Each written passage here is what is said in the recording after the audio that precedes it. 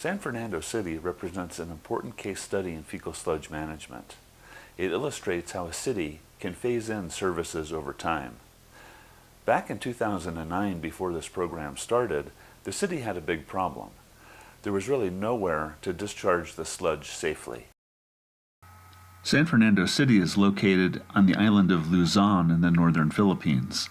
Before this program, drivers had to go all the way to Baguio, which was an 80-mile one-way trip, just to discharge their load. The septic management program in San Fernando City was supported by an alliance between the United States Agency for International Development and Rotary International. Under this program, USAID provided technical assistance, while Rotary International provided funding for the facilities. There were a number of organizations and groups responsible for the development of the program. The Environmental Management Bureau of the Department of Environment and Natural Resources, along with the Department of Health, were key stakeholders.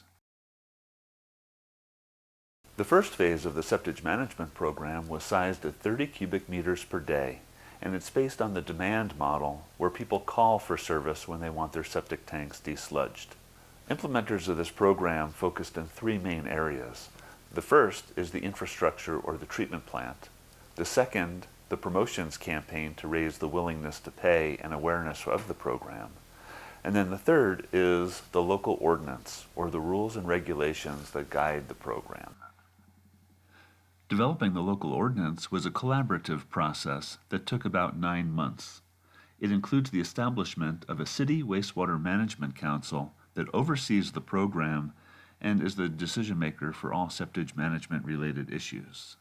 The local ordinance sets the rules, policies, and procedures for complying with the city's septic management program.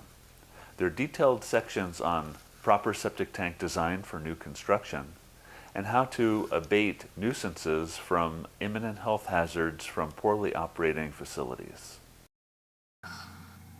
Owners of existing buildings or structures must comply with the rules and regulations when the building is sold, if there's a substantial remodel, or if the city engineer or health officer finds an imminent health hazard. The ordinance also specified the location of the septic treatment plant, and in this case, it's located right next to the sanitary landfill that serves the city. Here's a closer look at the site for the septic treatment plant. The facility itself is at the bottom of the screen, but the site goes all the way up to the road, so there's lots of room for future expansion. And here's a ground view of the facility. The septic treatment plant utilizes an anaerobic baffled reactor, followed by an upflow anaerobic sludge blanket filter, followed by sewage lagoons for final effluent polishing and disinfection. This is non-mechanized system.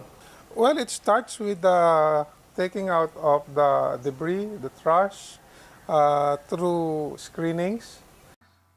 Here's an image of the newly installed screens. They're designed to tip up easily so that the operator can empty them into barrels for easy disposal to the landfill. After this, there's a splitter where you get to choose which grit chamber you want to use.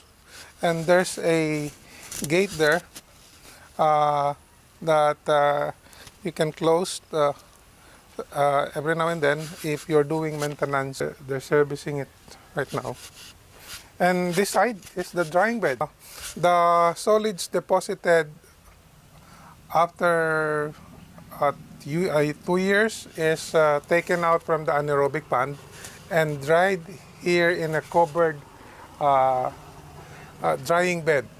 So to keep the rain from making the sludge again soaked by the rain. The drying beds are constructed with sand and gravel layers over an underdrain system. After about 2 to 3 weeks, the sludge is sufficiently dry to be either removed to the landfill for final disposal or composted on site for use in plantings. The overflow coming from the septic tank will be received by either of the two tanks here. Actually, the setup is a 2 parallel anaerobic system. The one with covers, this we call anaerobic baffled reactor. These are multi-chambered septic tank that the incoming waste are digested through the utilizations of anaerobic bacteria. Here's an image of an ABR under construction. This simple technology is responsible for reducing the BOD and TSS of the incoming waste flow by about 70%. The open part, we call the upflow anaerobic sludge blanket. The reason for applying this setup is to reduce the organic load utilizing smaller footprints. The upflow anaerobic sludge blanket reactor is a single tank process. Wastewater enters the reactor from the bottom and flows upward.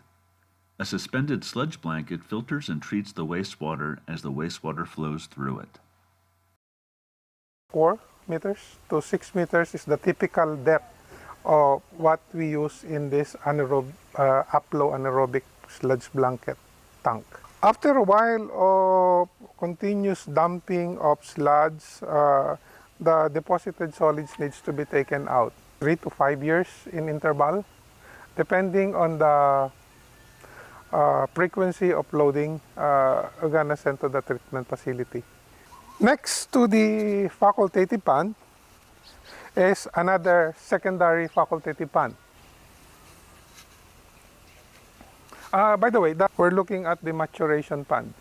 This is supposed to be much similar to the facultative process, but the intention here is to reduce the numbers of E. coli or pathogenic bacteria.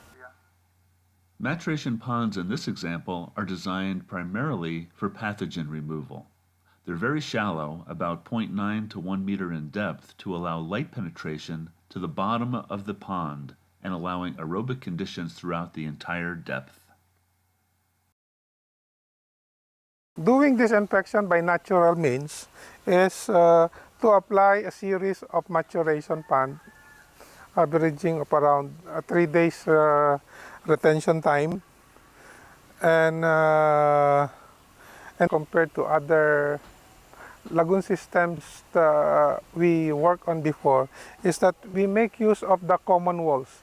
These are reinforced concrete walls that they get to share common walls, thus save in the civil works construction. Traffic flow was carefully considered during the design phase of the project to allow easy ingress and egress for the desludging trucks. We provided here a rotunda that the traffic flow is considered in the delivery and also for the exit of the trucks. During peak times, the facility receives between 5 and 6 truckloads per day. This will expand, however, when the facility is expanded later this year.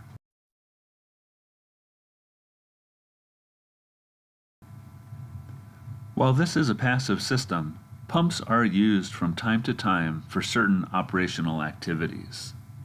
2 submersible pumps that every now and then that they can use to dislodge the contents of the tanks when needed. So what can you tell us about these pumps? You got 2 pumps in here? Yeah, we have 2 non-clog submersible pump in there that is level actuated but can be manually operated as well. That every now and then when the 2 tanks, the receiving tanks get to be filled, the operator can turn it on so it can overflow to the downstream tanks. And this submersible pump, as mentioned, can be utilized for the sludging of the anaerobic ponds and the facultative tank as well. The septic treatment facility at San Fernando City is designed to be easy to operate. A manual for the operation and maintenance of the facility was prepared that specifies routine tasks, emergency operation procedures, and health and safety requirements.